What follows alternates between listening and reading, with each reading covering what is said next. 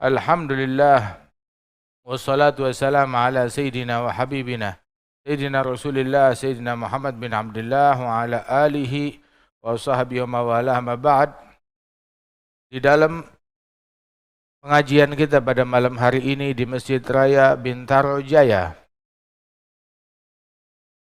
dalam kitab Mukhtaril Ahadits dari hadisnya Nabi Muhammad sallallahu alaihi wasallam yang disusun oleh guru kami Syekhana Imam Al-Habib Umar bin Muhammad bin Salim bin Hafidh ibn Syekh Habib Bakar bin Salim.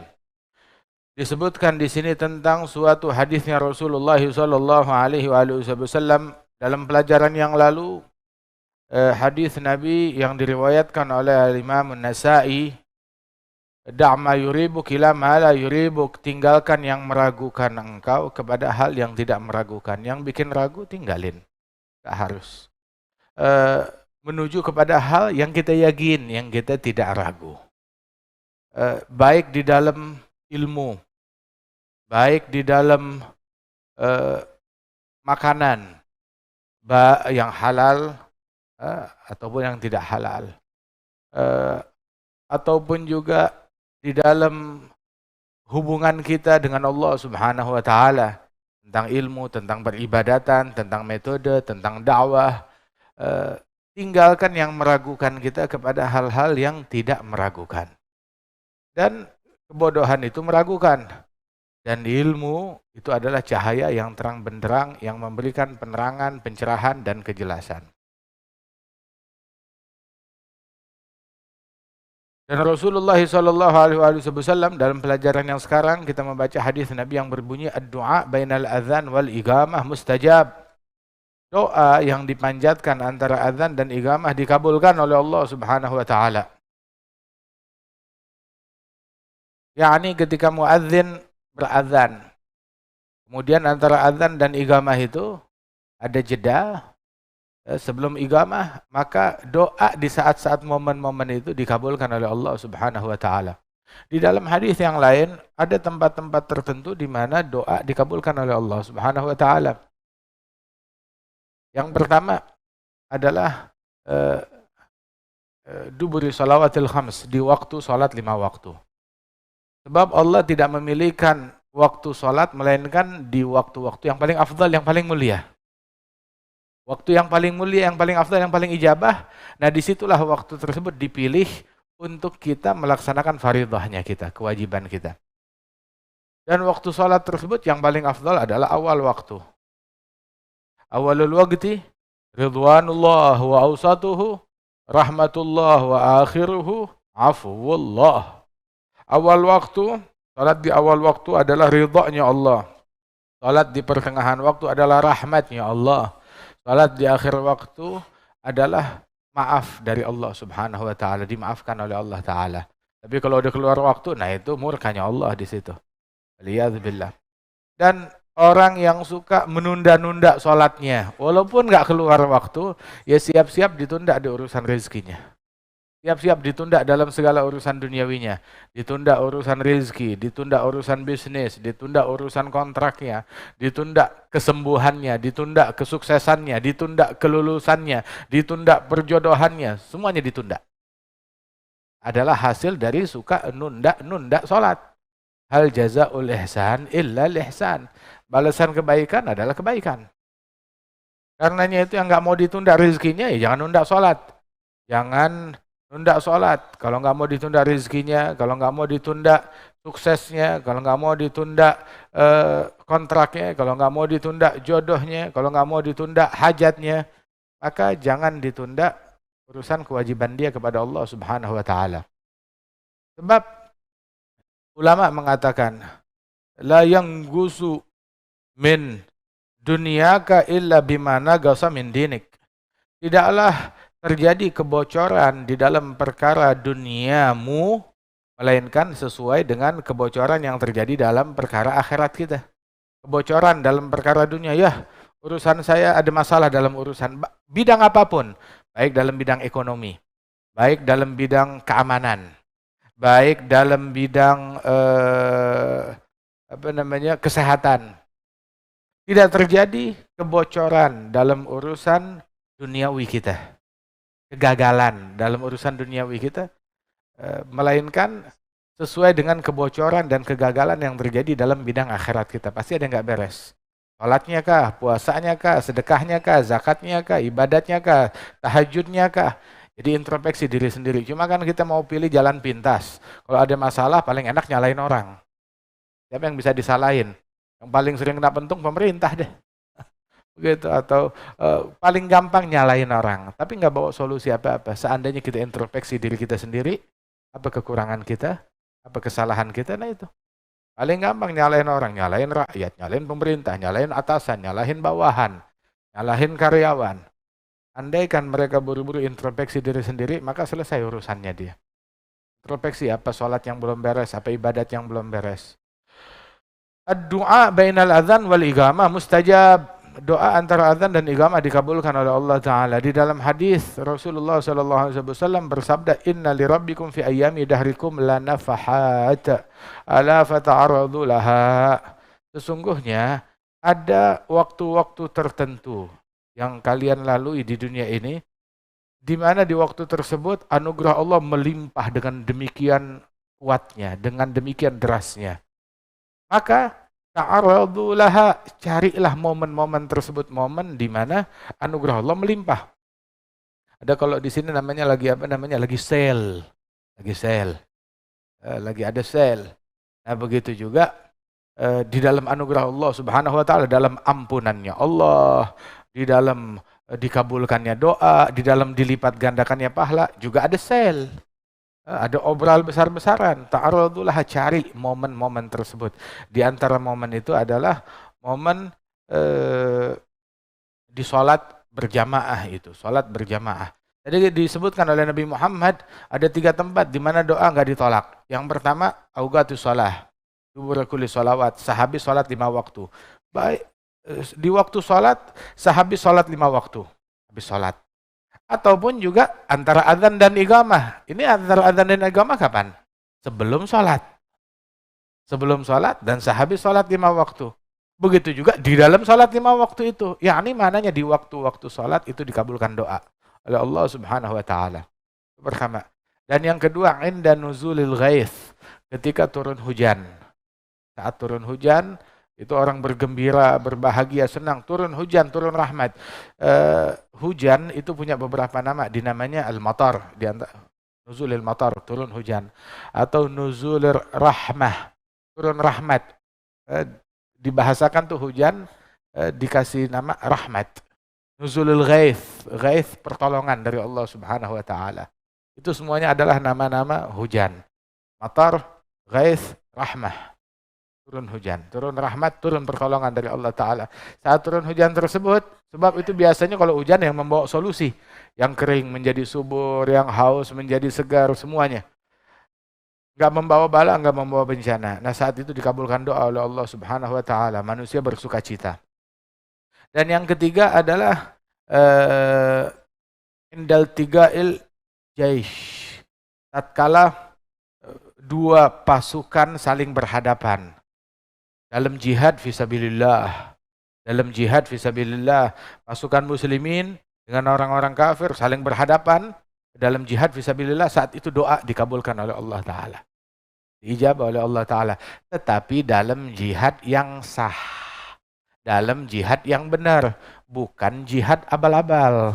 Kan kita dalam pelajaran yang lalu kita sering bilang, ini nama jihad seksi. Kenapa? Punya daya jual tinggi. Orang sekarang mau kampanye, gitu, biar melakukan partainya, yang nyoblos, mau jihad, ikut sama saya.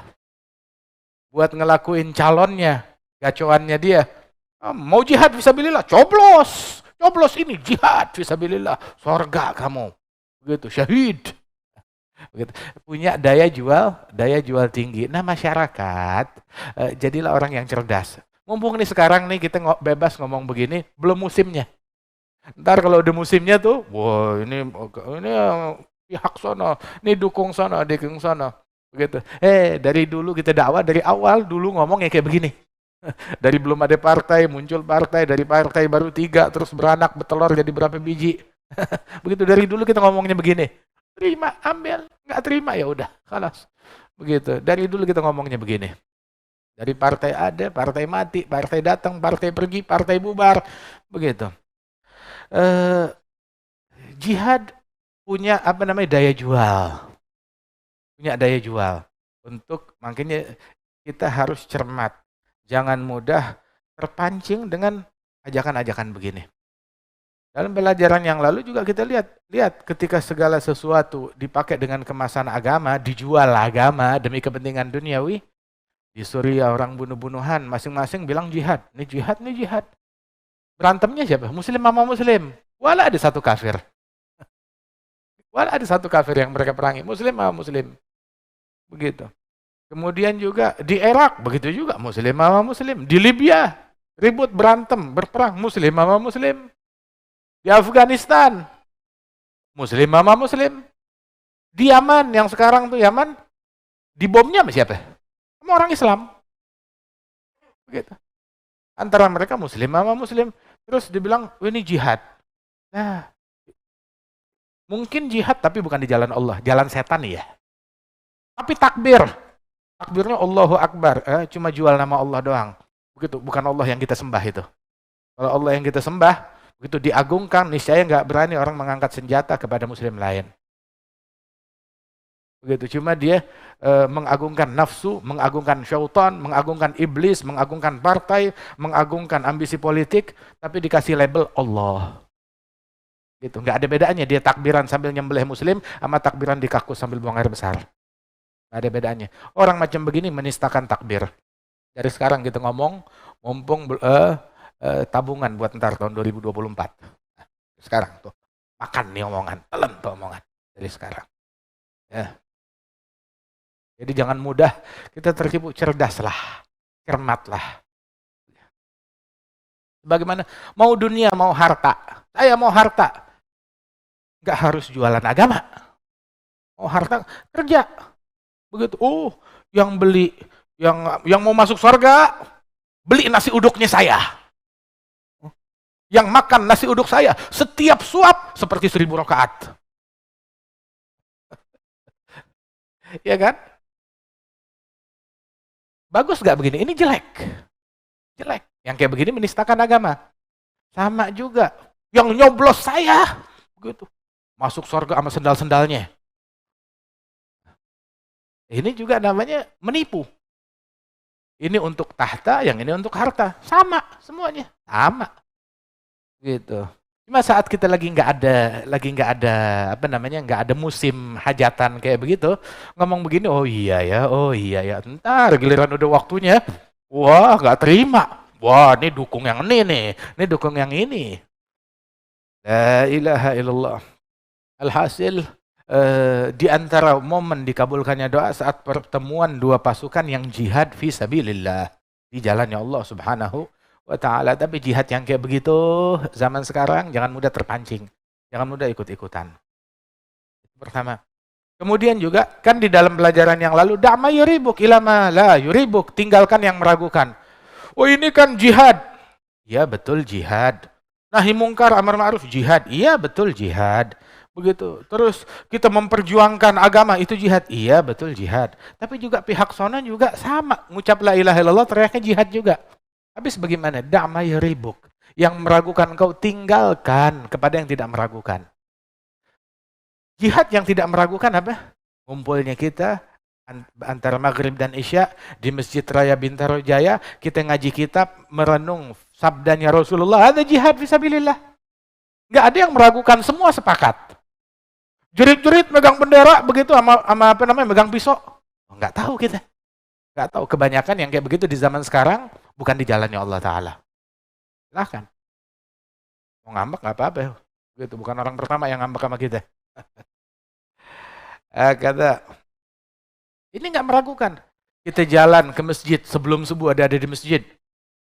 Ada jihad fisabilillah. Kata sahabat Rasulullah, kunna na'uddu annal masya ilal masjid fi hadhihi sa'ah ka ghazwa fisabilillah. Itu sahabat Nabi pada bilang, kita dulu menganggap perjalanan menuju masjid sebelum subuh itu pahalanya seperti ikut perang bersama Nabi Muhammad. Itu sahabat yang lain mengatakan, man qala anna talabul ilm laisa minal jihad fi sabilillah faqad nagasa aqluh. Yang bilang kalau nuntut ilmu, belajar ilmu agama itu bukan jihad fisabilillah, berarti akalnya nggak beres, akalnya kurang, akalnya bangkrut. Waliyadzubillahi min dzalik. Tinggalin yang meragukan kepada yang tidak meragukan. Ada momen-momen tertentu doa dikabulkan. Nah, di antaranya antara azan dan iqamah. Nah, sekarang satu persatu, begitu azan, mendengar azan, tinggalin dulu semua kegiatan. Ulama bilang, di antaranya Al-Imam Syekh Habib Bakar bin Salim, al-kalam as-sana al-adhan yurith su'al khatimah. Ngomong, ngobrol, di tengah-tengah azan, lagi tengah-tengah azan, dia ngobrol, itu dikhawatirkan bisa menyebabkan orang matinya su'il khatimah. Jadi, dengerin dulu azan. Simak dulu azan tersebut. Jangan ngomong saat dia dengar azan. Stop dulu kegiatan, dengerin azan. Ini panggilan sholat. Panggilan dari Allah Ta'ala. Allah nyuruh itu muadzin, panggil kita. Dengerin. Jangan kita ngobrol. Dengarkan.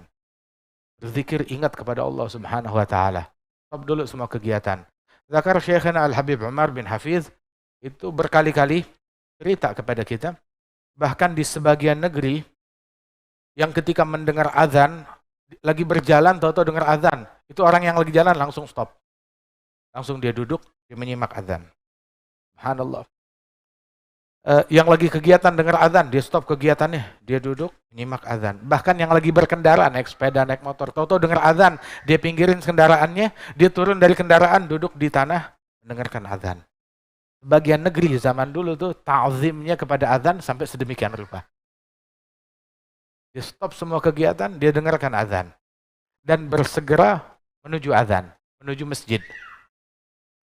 Sama itu panggilan azan, hayya 'alal falah, ayo menuju kepada keberuntungan. Kalau seandainya dirubah menuju keberuntungan, orang berat mau datangnya, sungkan mau datangnya, dan dianggap tuh azan gangguan, lagi rapat asyik-asyik azan, lagi nonton seru-seru azan, dianggapnya gangguan. Soalnya panggilannya hayya 'ala shalah. Coba bayangin kalau panggilannya hayya 'ala sembako, hayya 'ala minyak goreng, hayya 'ala gaji, bonus, hayya 'ala diskon. Gimana kira-kira? Penuh, membludak. Hayya 'ala shalah, hayya 'alal falah, ayo menuju keberuntungan. Keberuntungan yang hakiki di situ. Ayo. Begitu dengar azan, fokus. Jawab panggilan azan dan bersegera menuju masjid. Kemudian menjawab panggilan azan diajarkan oleh Nabi Muhammad SAW. Barang siapa yang dengar azan, kemudian dia ikuti seperti ucapan muadzin, Allahu Akbar, Allahu Akbar, Allahu Akbar, Allahu Akbar, asyhadu an la ilaha illallah, asyhadu an la ilaha illallah, asyhadu anna Muhammadar Rasulullah, asyhadu anna Muhammadar Rasulullah. Ketika dia hayya 'alata, hayya 'alata, hayya 'alatain tuh. Hayya 'alal falah dan hayya 'alas shalah, hayya 'alal falah. Itu hayya 'alatain. Itu dia ucap la haula wala quwwata illa billah. La haula wala quwwata illa billah. Dalam riwayat ketika ucapan hayya 'alal falah, rabbi ja'alni minal muflihin. Dalam riwayat yang lain. Hayya 'alas shalah, hayya 'alal falah. Kemudian Allahu Akbar, la ilaha illallah. Terus begitu selesai azan, dia bersalawat kepada Nabi Muhammad sallallahu alaihi wasallam. Setelah bersalawat, meminta kepada Allah Ta'ala untuk memberikan kepada Nabi Muhammad al-wasilah. Al-wasilah. Wasilah, kata Rasulullah, adalah sebuah derajat di Firdaus yang paling tinggi yang hanya diperuntukkan bagi Nabi besar Muhammad. Begitu. Barang siapa yang memintakan wasilah untuk Rasulullah, maka Nabi Muhammad bilang, halat lahu syafaati. Pasti dia mendapatkan syafaatku besok di hari kiamat. Subhanallah. Padahal nggak pakai kita mintain, kedudukan tertinggi itu memang miliknya Nabi, untuk Nabi Muhammad. Terus kenapa kita doa, ya Allah berikan Nabi Muhammad al-wasilah, kedudukan yang tertinggi di sorga. Kenapa kita minta begitu? Biar kita tahu sorga yang paling tinggi untuk Nabi Muhammad. Jadi kita tahu kedudukan Nabi, kadarnya Nabi, tempatnya Nabi ada di mana. Dan kita ingat kepada Nabi Muhammad sallallahu alaihi wasallam, ati sayyidina Muhammad al-wasilata wal fadilah wa syarafa wa darajat al-aliyata rafi'ah wa ab'athhu al-maqam al-mahmud. bangkitkan beliau di hari kiamat, al-maqam al-mahmud. Al-maqam al-mahmud adalah syafaat yang terbesar yang Allah Ta'ala berikan kepada Nabi besar Muhammad sallallahu alaihi wasallam. Ada orang nggak percaya syafaat Nabi. Di luar ahli sunnah wal jamaah nggak percaya syafaat Nabi. Tapi ketika azan baca doanya, warzuqna al-maqam al-mahmud. Lu nggak ngaji sih. Nah itu setiap hari kita minta berikan Rasulullah syafaat yang terbesar. Syafaat itu al-maqam al-mahmud. Nabi bilang, yashfa' al-anbiya. Di antara yang ngasih syafaat para nabi-nabi besok hari kiamat memberi syafaat. Wasyuhada memberi syafaat. Wal ulama memberikan syafaat. Mereka memberikan syafaat besok di hari kiamat. Dan syafaat itu ada beragam. Ada syafaat di dalam mengeluarkan orang dari neraka. Ada juga syafaat yang membuat orang nggak jadi masuk neraka. Ada juga syafaat yang membuat orang yang udah di sorga dinaikin derajatnya lebih tinggi lagi di surganya Allah Ta'ala. Itu syafaat dengan segala ragamnya. Dan syafaat yang terbesar itu milik Nabi Muhammad adalah di dalam mengevakuasi manusia. Semua makhluk, semua manusia di padang mahsyar dievakuasi. Bagaimana dievakuasinya? Nggak harus nunggu lama-lama. Setelah menunggu penantian 50.000 tahun, sampai tuh orang kafir ngejerit, ya Allah keluarin kita dari tempat ini. Walaupun mesti ke neraka. Mereka belum tahu neraka kayak bagaimana. Maka di saat itu Nabi Muhammad SAW yang meminta, yang berdoa kepada Allah Ta'ala agar diproses manusia dengan cepat. Yang masuk surga diproses, yang ke neraka diproses. Dan gak ada yang ketunda dan tertahan di padang mahsyar. Nah, itu adalah al-maqam al-mahmud. Syafaat yang terbesar yang Allah Ta'ala peruntukkan untuk Nabi besar Muhammad sallallahu alaihi wasallam. Yang baca doa habis azan tersebut, ikutin bacaannya muadzin. Udah gitu dia baca doa habis azan ini, maka halat lahu syafaati, pasti mendapatkan syafaatku besok di hari kiamat, kata Rasulullah sallallahu alaihi wasallam. Syafaat yang khusus insyaallah. Dan syafaat yang banyak. Nabi ngasih syafaat beragam. Ada syafaat yang umum mengevakuasi semua orang tuh dari padang mahsyar. Itu hatta orang kafir kebagian. Tapi bukan ke surga, dievakuasi dari padang mahsyar menuju tempat yang seharusnya masing-masing.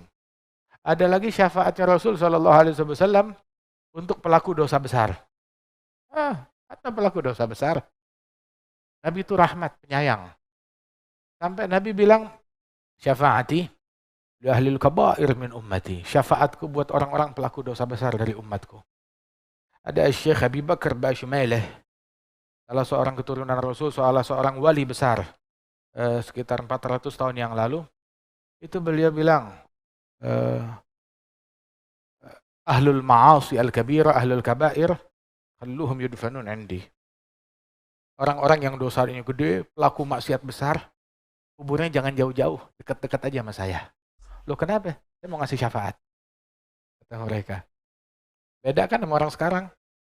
Lu maksiat, jangan dikubur sini, sono. Jangan dikubur sini, sono, jauh-jauh. Jangan dibawa ke kampung ini, maksiat. Jangan dibawa ke kampung ini. Bahkan kalau perlu, jangan masuk ke masjid saya. Jangan masuk ke masjid saya. Gak boleh masuk ke masjid saya. Sama jenazah kayak begitu. Waliyadzubillah. Emang dosanya apa? Salah nyoblos. Astaghfirullahaladzim. La haula wala quwwata illa billahil aliyil azim. Aduh, masih belum move on aja. Sekarang kita ketawa. Tapi jangan ntar datang momen kayak begitu lagi, kita ikut dibodohin lagi. Mukmin nggak kejeblos di lubang 2 kali ya. Allahu. Sekarang kan kelihatannya lucu. Begitu kelihatannya lucu.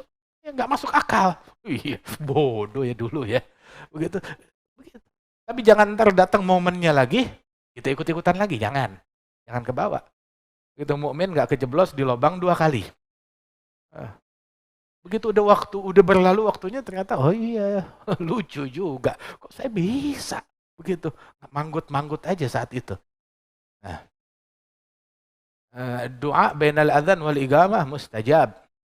Terus di antara doa yang dianjurkan habis dengar azan adalah membaca Rabbighfirli wali walidayya. Rabbighfirli wali walidayya. Meminta ampunan Allah untuk saya dan ibu bapakku. Di dalam sebuah riwayat, dalam sebuah athar yang membaca Rabbighfirli wali walidayya sebanyak 5 kali.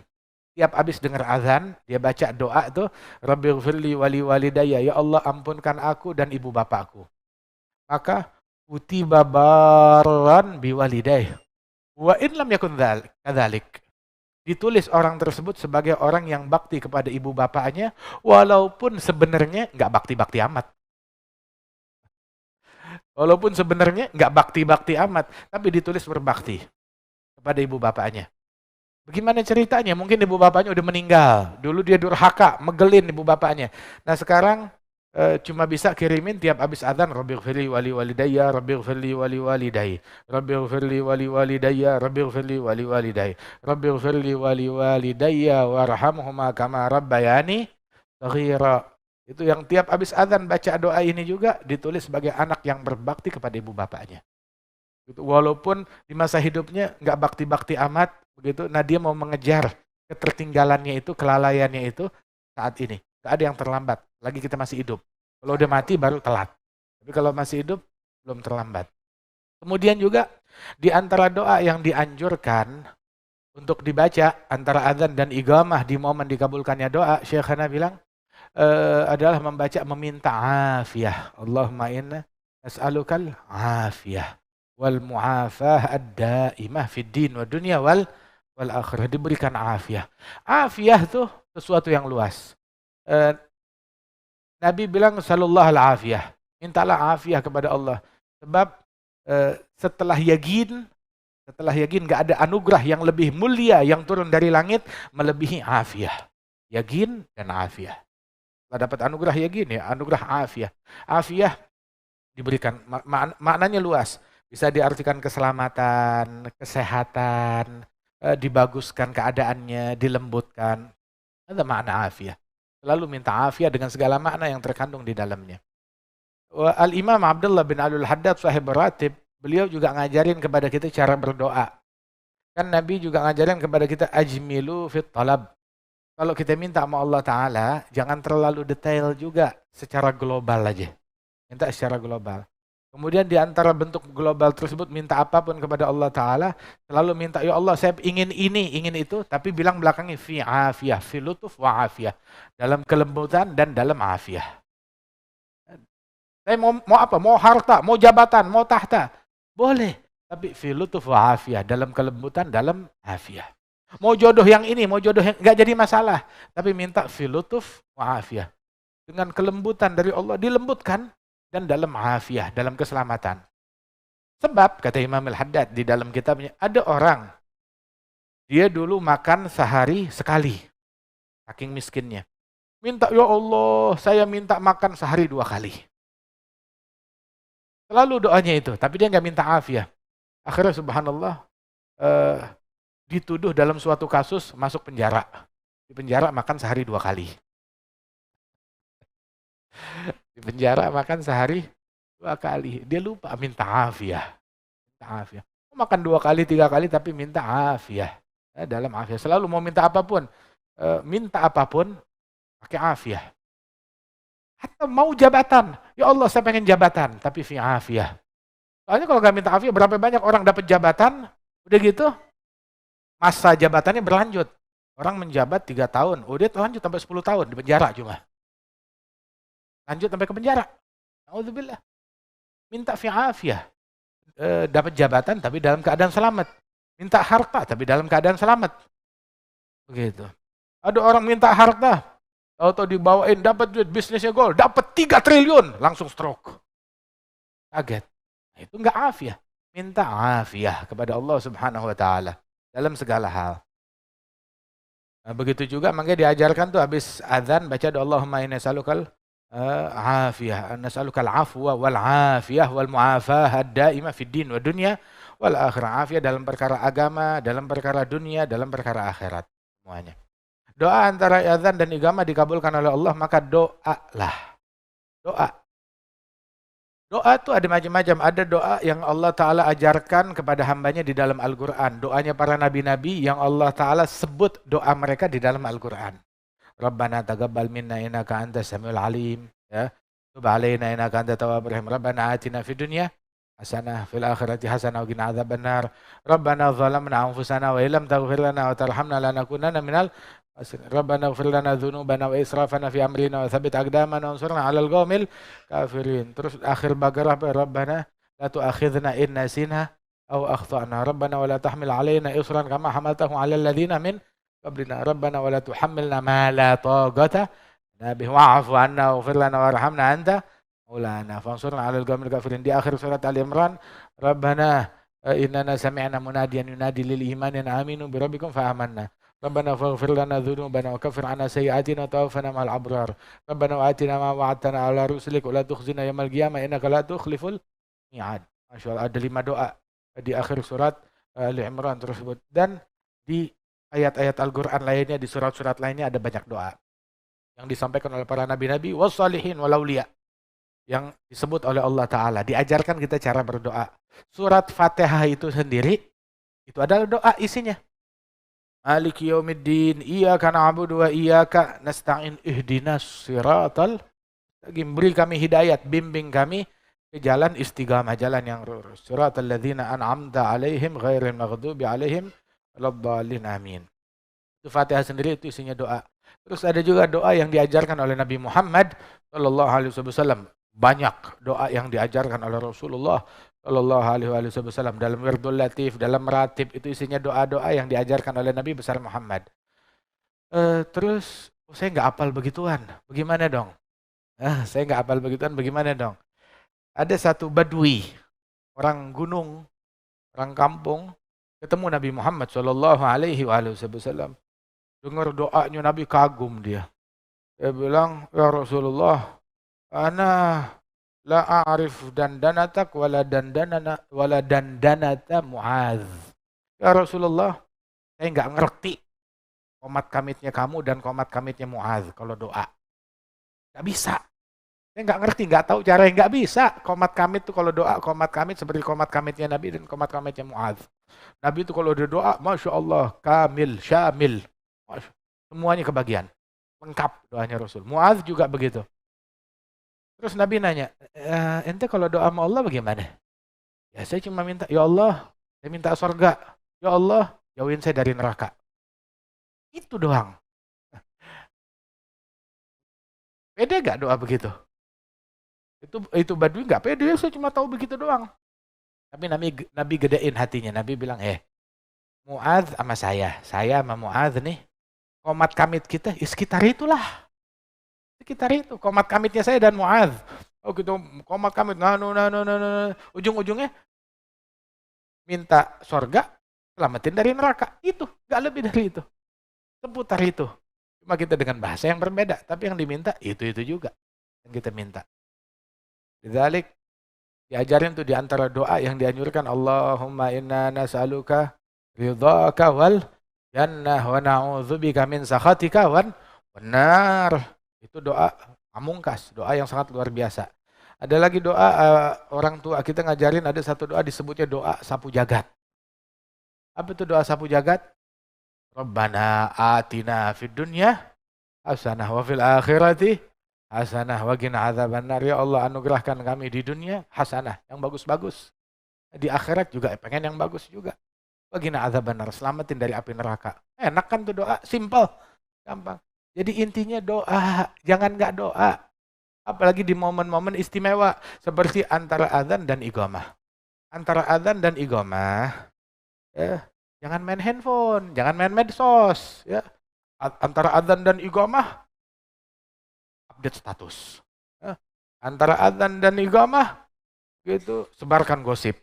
Antara adzan dan iqamah, buka berita hoax. Antara adzan dan iqamah, main game online. Ada gak orang nungguin sholat, nungguin qomat sambil main game di sini? Gak ada kan? Alhamdulillah. Aduh, kampung sono ada. Kalau sini emang gak ada. Alhamdulillah. Ini kita nungguin isya ngaji, pengajian. Ya salam, alhamdulillah, nikmat dari Allah Ta'ala. Antara adzan dan iqamah. Kan Al-Imam Abdullah bin Alul Haddad sahib Ratib, beliau paling marah, paling gak mau diajak ngomong menjelang sholat. Begitu habis adzan tuh, dengar adzan, keluar dari rumahnya, jangan sapa saya dulu, jangan ngajak ngobrol saya sampai saya sholat. Habis selesai sholat, ente mau ngobrol apa aja, ayo kita ngobrol. Tapi begitu dengar azan, sudah, stop, jangan ajak saya ngobrol. Keluar dari rumah menuju masjid, jangan diajak ngobrol, jangan ditegur, jangan disapa. Sampai udah takbir, Selesai sholat fardu, ayo yang mau ngobrol, silakan. Yang mau ngadu, yang mau nanya, silakan bertanya. Tetapi jangan di momen-momen tersebut. Kenapa? Sebab saya keluar tuh menuju sholat, otak saya udah fokus untuk sholat. Tahu-tahu dijedah dengan makhluk, dengan hal-hal duniawi. Dia marah, dia nggak suka. Karena Sayyidina Al-Imam Ali bin Abi Thalib, begitu juga Al-Imam Ali Zainal Abidin.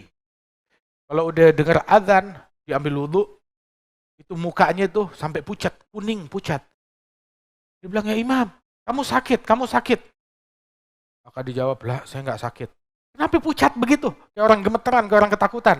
Kenapa? Dia bilang, atadrun baina yaday man sa'agum. Kamu tahu gak, sesaat lagi saya akan berdiri di hadapan siapa? Sesaat lagi saya akan menghadap kepada siapa? Itu yang membuat saya gelisah dan gemeteran. Jadi udah jangan diajak ngobrol. Hadza sahib ratib al-Imam al-Haddad. Itu ada masjidnya, Masjidil Fath, ada Masjid Awabin, ada Masjidil Fath. Itu beliau saat masuk sholat dengan hati semacam ini, begitu dia takbir, Allahu Akbar, itu tembok mihrab retak. Karena wibawa takbir yang beliau lantunkan. Allahu Akbar, langsung retak. Dibenerin sama tukang. Dibenerin sekali. Berapa hari kemudian retak lagi, pecah lagi. Itu sampai itu berkali-kali dibenerin. Dan sebelum renovasi masih kelihatan bekas retakannya itu. Masih ada. Radhiyallahu anhum wa ardahum. Takbirnya mereka tuh wibawa, agung, mulia. Ada orang takbir bau minuman keras mulutnya. Takbir matanya merah, mabuk narkoba. La haula wala quwwata illa billah. Doa bainal adzan wal iqamah mustajab. Doa antara adzan dan iqamah dikabulkan sama Allah Ta'ala. Ayo doa deh. Doanya Nabi dipakai. Atau doanya kaum solihin. Jangan bilang, ini doa dari mana nih? Dari Quran? Bukan. Dari Nabi? Bukan. Oh ini doanya Syekh Fulan, doanya Imam Fulan, doanya Wali Fulan. Oh bid'ah. Nah, kata siapa bid'ah? Nabi waktu itu badui. Orang yang orang kampung, awam, gak ngerti cara berdoa. Dia cuma bilang, saya nggak tahu doanya Nabi, doanya Mu'adz. Saya nggak tahu, saya cuma bilang, ya Allah pengen surga, selamatin dari neraka. Nabi nggak bilang, lu bid'ah. Nggak dibilang bid'ah sama Nabi. Begitu doanya awam, badui. Tapi nggak dibid'ahkan oleh Rasulullah. Nabi malah mendukung, ngegedein hatinya. Doanya saya sama Mu'adz, yang kita minta ya seputar itulah. Gitu. Haulahanudandin, komat kamit kita seputar yang kamu minta. Kan dia gede hati orang tersebut, bukan dibedahkan. Nah apalagi doa yang keluar dari lisannya para wali-wali. Al-Habib Umar bin Hafidh bilang doanya para wali-wali, doanya mereka, doa yang dipanjatkan oleh mereka itu tahu jalan seluk-beluk jalan menuju langit. Mereka tahu selahnya. Belok sini dulu, ambil jalur sini dulu, lalu sampai diterima oleh Allah Ta'ala. Mereka tahu mintanya dari mana. Di antaranya doa Al-Imam Syekh Habib Bakar bin Salim. Lihat salah satu keunikan doa beliau, Allahumma inna nakhafu minka. Ya Allah, kami takut kepada Engkau. Kata Syekh Abu Bakar. Wa nakhafu man yakhafu minka. Dan kami juga takut kepada orang yang takut kepada Allah. Takut nggak adab kepada mereka, takut kurang sopan, takut kurang ajar, takut kualat sama wali-walinya Allah. Wa nakhafu mimman la yakhafu minka. Dan kami juga takut sama orang yang nggak takut kepada Allah. Kami takut kepada Allah, takut kepada orang yang takut kepada Allah, dan juga takut kepada orang yang nggak takut kepada Allah. Orang kalau nggak takut sama Allah Ta'ala, masa bodoh. Begitu, apa juga dihajar, disikat. Udah jangan macam-macam deh. Allah aja dilawan, apalagi kita. Saya juga takut sama orang yang nggak takut sama Allah Ta'ala. Takut diganggu, takut diteror. Terus beliau bilang, Allahumma bihaggi man yakhafu minka najina mimman la yakhafu minka. Ya Allah, demi keutamaan, kemuliaan orang-orang yang takut kepada Allah, yakni para wali-wali, maka selamatkanlah kami dari gangguan orang yang nggak takut kepada Allah. Mintanya tuh pinter banget, tahu ngegoceknya kemana, ya, muternya kemana, beloknya kemana, tahu sampainya kemana. Hakada. Masya Allah. Allahumma ya muyassir kulli asir, wa ya jabir kulli kasir, yassir alaina kulli asir. Ya Allah yang memudahkan segala yang sulit. Mudahkan kepada kami semua yang sulit. Sebab memudahkan yang sulit bagimu mudah. Cakep doanya. Doa apapun gak jadi masalah. Tapi ketika doa tersebut kita ngikutin doanya kaum solihin, maka doa mereka tuh tahu seluk-beluk jalan menuju kepada Allah Ta'ala. Jangan salah doa. Nabi Nuh ketika salah doa ditegur oleh Allah Ta'ala. Dan beliau berlindung. A'udzubika an as'alaka ma laysa li bihi ilm.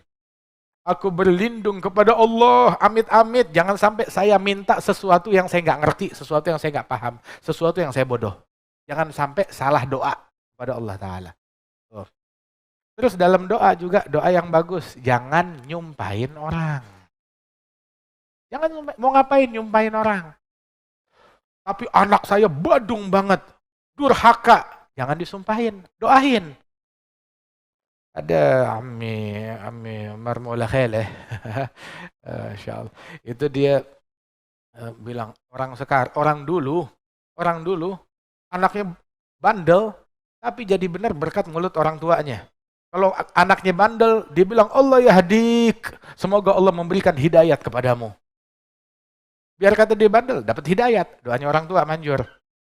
Tapi orang sekarang ngelihat anaknya bandel, keluar deh tuh kebun binatang. Disebut binatang, ya jadi binatang. Kelakuannya jadi kayak binatang. Sumpah orang tuanya. Jangan nyumpahin anak walaupun dia bandel. Sebab kalau kita sumpahi anak biar binasa, binasanya dia adalah dengan makin durhaka, makin menteror, makin nyusahin, makin ngeganggu orang tuanya. Binasanya anak kayak begitu. Jadi jangan disumpahin. Apalagi ibu, mulutnya itu apa bahasanya? Asin. Doanya tuh manjur.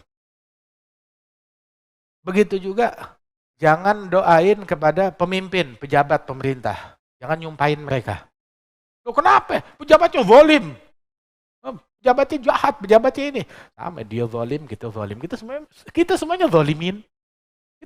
Kita semuanya zalimin. Saya zalim. Semuanya orang, maksudnya kita zalimin. Nabi Nuh bilang, Nabi Adam bilang, Rabbana zalamna anfusana. Ya Allah, saya ngezalimin diri saya sendiri. Yang nggak sholat jamaah zalim. Yang nggak bangun malam zalim. Begitu. Yang telat subuh zalim. Begitu. Yang durhaka sama orang tua zalim. Begitu. Yang nggak keluar zakat zalim. Begitu. Kita semuanya nggak sunyi dari kezaliman. Kita ngezalimin diri kita sendiri. Semua orang zalim. Begitu. Akan tetapi sebaik-baiknya orang yang bersalah adalah yang bertaubat kepada Allah Ta'ala. Oke. Diajarkan katanya jangan nyumpahin orang, terutama juga pejabat pemerintah. Kenapa? Kalau kita sumpahin, dia zalim. Sumpahin biar mampus. Mampusnya pemimpin adalah dengan makin ngezalimin rakyatnya. Itu mampusnya dia. Jadi kalau kita doain buruk kepada mereka, yang kena imbasnya ya kita sendiri. Kita sendiri yang ditindas. Tapi kalau kita doakan baik untuk mereka, dampak baiknya balik kepada kita sendiri. Sehingga sampai itu kata satu ulama mengatakan, kalau saya punya satu doa yang dikabulkan oleh Allah, doa yang dijamin, diijabah, dikabulkan oleh Allah, satu doang, maka saya akan peruntukkan doa itu buat pemimpin saya. Kenapa? Soalnya kalau dia benar, semua menikmati hasilnya. Semuanya juga menikmati. Tapi kalau kita sumpahin dia biar mampus, ya semuanya ikut mampus gara-gara dia. Lagian kita juga bukan tukang nyumpahin orang. Bukan nyumpahin orang. Nabi Muhammad dilemparin batu. Yang ngelemparin gak disumpahin sama Nabi. Sahabatnya, Nabi diperangin. Sahabatnya banyak yang mati waktu perang Uhud. Terus sahabat datang, ya Rasulullah, sumpahin mereka. Il'anhum, ud'ullah alaihim. Sumpahi, laknatlah mereka, sumpahin mereka. Nabi bilang, Allahumma hadi qaumi fa innahum la ya'lamun. Ya Allah beri hidayat kepada kaumku, mereka enggak tahu.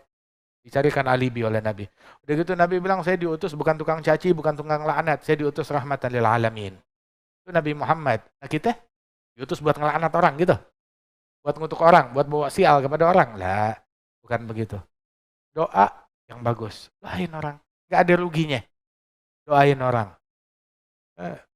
Siapapun. Apalagi yang yang berurusan sama urusannya kita doain. Biar jadi baik, biar jadi benar. Terutama di momen-momen ijabah, diantaranya adalah antara azan dan iqamah. Doa bainal azan wal iqamah mustajab fad'u. Kemudian ada ritual antara azan dan iqamah. Apa? Baina kulli adzanin salatun liman sya'. Ada salat sunnah antara azan dan iqamah bagi siapapun yang mau. Salat sunnah. Salat sunnah qobliyah subuh lebih baik dari dunia seisinya. Salat sunnah qobliyah zuhur. Itu yang salat sunnah qobliyah zuhur, Nabi bilang ini adalah waktu di mana dibukakan pintu langit. Saya mau ada amalan yang naik saat dibukakan pintu langit. Qobliyah zuhur. Ada juga qobliyah asar. Nabi bilang di dalam hadis rahimallahu ra'an shalah arba'an qabla al-'asar. Ya Allah, berikan rahmatmu kepada orang yang salat 4 rakaat sebelum asar. Yang mau dapat doanya Nabi gampang. Salat qobliyah asar 4 rakaat dapat doanya Rasulullah sallallahu alaihi wasallam. Terus ada lagi salat qobliyah maghrib. Boleh, silakan salat qobliyah maghrib. Pahalanya juga bagus. Antara azan dan iqamah ada salat. Salat sunnah bagi yang mau. Terus juga qobliyah isya. Katanya itu salat qobliyah isya disebutnya salat ridha. Salat ridha. Kenapa disebut salat ridha? Itu man shalla raka'atain qabla isya bata wallahu anhu radhin. Sebab kalau dia salat qobliyah isya, dia tidur di malam hari dalam keadaan Allah ridha terhadapnya. Allah ridha terhadap orang tersebut. Qobliyah isya. Qobliyah subuh enggak pernah ditinggalin oleh Nabi Muhammad. Nah itu baca doa antara adzan dan iqamah, jangan ngobrol, baca doa, baca Quran, tungguin. Apalagi dalam penantian salat. Anta fis shalah man tadharta shalah. Kamu ditulis dalam salat selagi kamu menanti datangnya salat. Kata Rasulullah. Ini kita misalkan dari tadi dari maghrib nunggu. Dari maghrib kita hadir di sini. Niat, saya niat bukan cuma duduk sekedar hadir majelis aja. Tapi saya niat nungguin sholat isya. Berapa durasi penantian kita? 1 jam. Sholat isya berapa menit? 5 menit. Nah 1 jam dibagi 5 menit. Kira-kira dapat berapa sholat? Dapat 12 sholat. Nah ditulis 12 sholat isya. Lain pahala majelis, lain pahala zikir, lain pahala jamaah, lain pahala sholat isya, lain pahala ditulis seperti pahala 12 sholat isya. Itu lain sendiri. Nunggunya sekian jam, gak ada yang rugi. Apalagi tuh momen-momen kayak begini kan kita bisa sambil ngaji, bisa sambil zikir, bisa sambil sholawat. Hakadha. Alhasil ini waktu-waktu sakral antara adzan dan iqamah, isilah dengan yang baik, isilah dengan yang mulia. Ini dikabulkannya doa, maka doalah kepada Allah Subhanahu wa taala. Mudah-mudahan Allah taala berikan taufik kepada kita sekalian.